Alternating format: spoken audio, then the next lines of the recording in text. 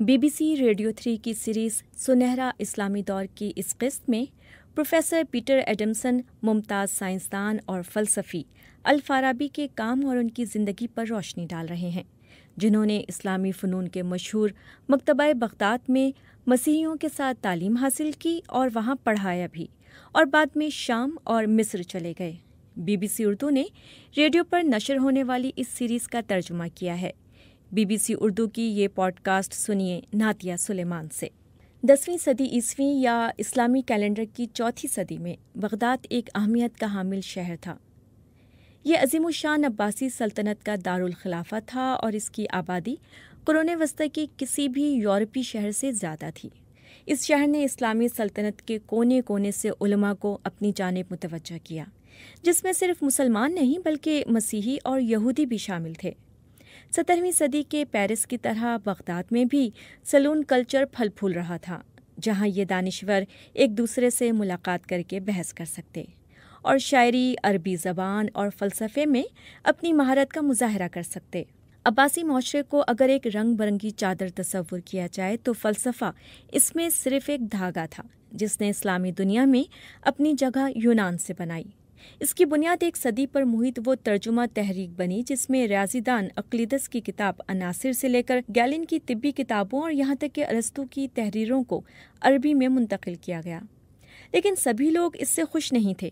کچھ حلقوں کا خیال تھا کہ یونانی ثقافت کو یوں درآمد کرنا غیر ضروری اور یہاں تک کہ نقصان دہ تھا۔ ان لوگوں کے نزدیک یہ قرآن اور عربی زبان کے عمیق مطالعے کا نعم البدل تو بالکل بھی نہیں ہو سکتا تھا۔ جہاں تک فارابی کی بات ہے تو ان کا اندلس میں بھی بہت عزت و احترام کیا جاتا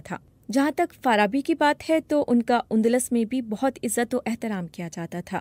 اندلس کے عظیم یہودی فلسفی موسیٰ بن میمون اپنے شاگردوں کو فارابی کا کام ایک نفیس پھول قرار دے کر پڑھنے کی تلقین کرتے۔ تو آخر یہ شخص فارابی کون تھے؟ بدقسمتی سے ہم ان کی زندگی کے بارے میں زیادہ کچھ نہیں جانتے۔ ان کے نام سے معلوم ہوتا ہے کہ وہ وسطی ایشیا کے 2 علاقوں فاراب یا فریاب میں سے کسی ایک جگہ سے تعلق رکھتے تھے۔ انہوں نے مکتبہ بغداد میں مسیحیوں کے ساتھ تعلیم حاصل کی اور وہاں تدریس میں بھی مشغول رہے، جس کے بعد وہ مصر اور شام کے سفر پر نکل گئے، جہاں انہوں نے 10ویں صدی عیسوی کے وسط میں دمشق میں وفات پائی۔ ان کی تحریروں سے مکتبہ بغداد کے مقصد کی عکاسی ہوتی ہے۔ انہوں نے ارسطو کی شرحیں لکھیں۔ مکتبہ بغداد کے بانی ابو بشر متا منطق ارسطو کی اہمیت کے بہت قائل تھے، مگر لگتا ہے کہ فارابی اپنے ساتھیوں سے زیادہ پرعزم تھے۔ وہ صرف ارسطو کے کام پر روشنی ڈالنا یا فلسفیانہ تصورات سے مذہب کی خدمت کرنے میں دلچسپی نہیں رکھتے تھے، بلکہ وہ چاہتے تھے کہ فلسفے کی تمام شاخوں کو ایک منظم نظریے کی صورت میں یکجا کر دیا جائے۔ اس نظریے نے خدا اور اس کی بنائی گئی کائنات میں انسان کے مقام پر روشنی ڈالی۔ یہ نظریہ علم خاص طور پر پیغمبر اسلام پر اترنے والی وحی میں موجود علم کی حقیقت سمجھاتا۔ یہ نظریہ اس علم کی مدد سے ممکن ہونے والے مثالی سیاسی نظام کا تصور بھی اخذ کرتا، اور یہ سب کام منطق ارسطو کی ٹھوس بنیادوں پر قائم تھا۔ آپ فارابی کے تصورات سے متفق ہوں یا نہ ہوں، لیکن آپ ان کے عزم پر تنقید نہیں کر سکتے۔ ہر چیز کے بارے میں فارابی کے منظم ویژن کی بنیاد میں کائنات اور ایک مثالی سیاسی معاشرے کے درمیان موازنہ نظر آتا ہے۔ دونوں میں ایک ہی حکمران ہے۔ کائنات میں وہ حکمران خدا ہے۔ قدیم اجماع کی پیروی کرتے ہوئے فارابی کا بھی یہی تصور تھا کہ کائنات ایک دوسرے میں مدغم متعدد شفاف گروہوں کی حامل ہے، جو مسلسل زمین کے گرد دائروں کی صورت میں گھوم رہے ہیں۔ فارابی ایک مرتبہ پھر ارسطو کی پیروی کرتے ہوئے یہ تصور پیش کرتے ہیں کہ غیر مجسم ذہین مخلوق، آپ چاہیں تو انہیں فرشتوں کا نام دے دیں، ان کائناتی حرکات کے لیے ذمہ دار ہیں، اور اس پورے نظام کو چلانے والا خدا ہے جو اس کا خالق بھی ہے۔ تاہم ان کے نزدیک یہ سب ہمیشہ سے موجود تھا، نہ کہ ماضی میں کسی ایک مخصوص لمحے پر اس نے جنم لیا۔ یہاں پر فارابی اپنے سے پہلے آنے والے سب سے اہم مسلم فلسفی الکندی سے اختلاف کرتے ہیں۔ الکندی کی دلیل یہ تھی کہ کائنات یکایک تخلیق کی گئی اور ہمیشہ سے موجود نہیں ہو سکتی۔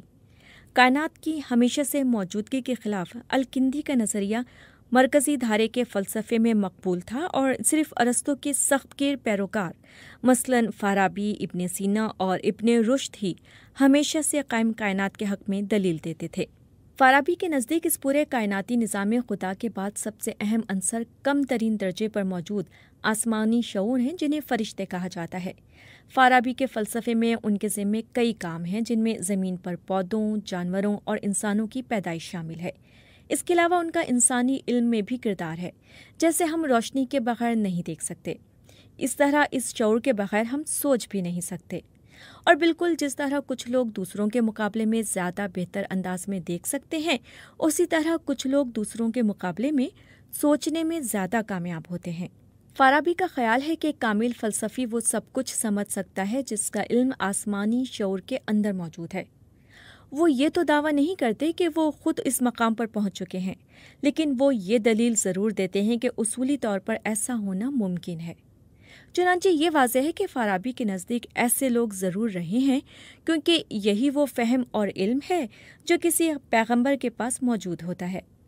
ज़ाहिर है कि वो सबसे पहले पैगंबर इस्लाम के बारे में इस बात के कायल हैं और उनके अलावा इस्लामी कुतुब में मज़कूर दीगर सच्चे पैगंबरान के बारे में भी, जिनमें हज़रत आदम से लेकर हज़रत ईसा तक शामिल हैं।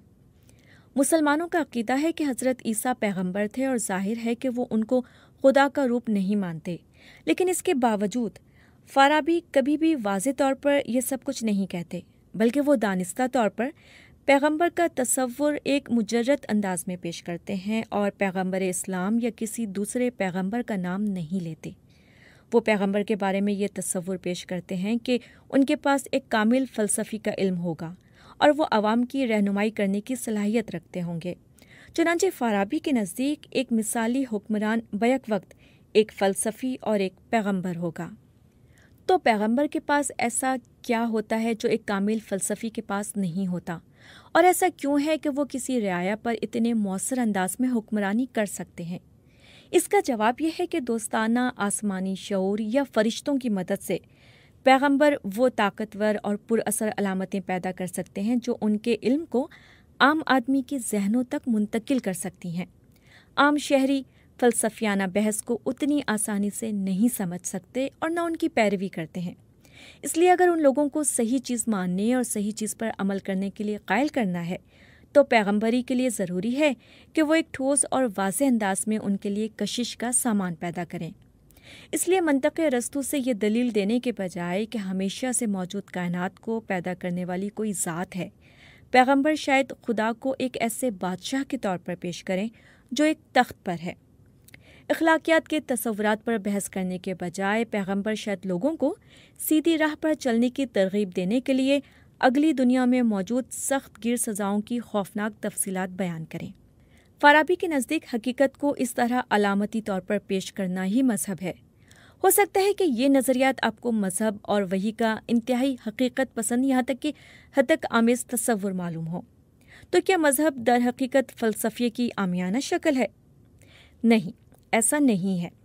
फ़ाराबी के नज़दीक वही सिर्फ साइंसी हकीकत को रंगारंग ज़बान में बयान करने का नाम नहीं है, बल्कि हर पैगंबर हकीकत को अपने अवाम के मुताबिक ढाल कर पेश करता है। इसीलिए हर कौम के पास अपना पैगंबर और अपनी वही है।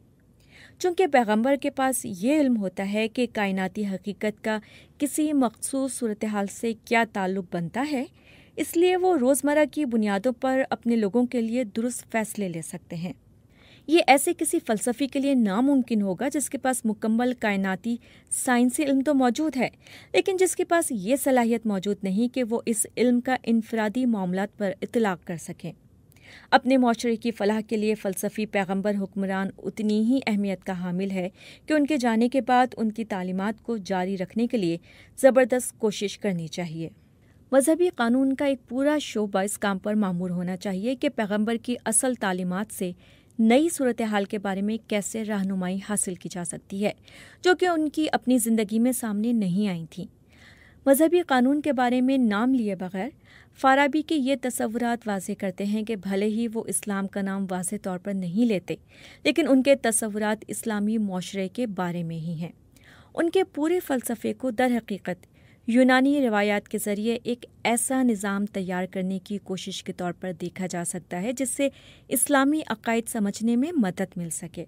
اس لحاظ سے فارابی اپنے سے پہلے آنے والے الکندی، اپنے بعد آنے والے ابن سینا اور سنہری دور اور اس کے بعد آنے والے متعدد مسلمان مفکرین کی ہی طرح تھے۔ فارابی اور ان کے مکتبہ بغداد کے ساتھیوں نے ارسطو اور دیگر یونانی مفکرین کے ساتھ ایک پائیدار تعلق کے قیام میں مدد دی، لیکن انہوں نے صرف یونانی تصورات کو جوں کا توں نہیں مان لیا۔ فلسفے کے نقادوں کے برخلاف انہوں نے یہ ثابت کر دکھایا کہ یہ غیر ملکی اور بت پرستانہ تصورات کو کیسے ایک نئے فلسفے میں ڈھالا جا سکتا ہے جو ابراہیمی عقائد سے مطابقت رکھتا ہو۔ یہ ایسا فلسفہ تھا جو مذہبی حدود سے بالاتر تھا اور اس لیے اسے پیدا کرنے والے شہر بغداد کے لیے بالکل موزوں تھا، جو عباسیوں کی مذہبی اور قومی بنیادوں پر قائم کی گئی سلطنت کا سب سے زیادہ متنوع شہر تھا۔